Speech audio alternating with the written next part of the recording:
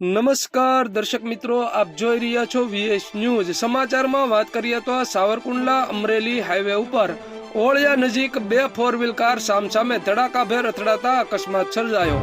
સૂત્રો પાસેથી મળતી માહિતી અનુસાર બંને ફોર વ્હીલ કારમાં સવાર લોકોનો આબાદ બચાવ થયો છે તેવું જાણવા મળી રહ્યું છે।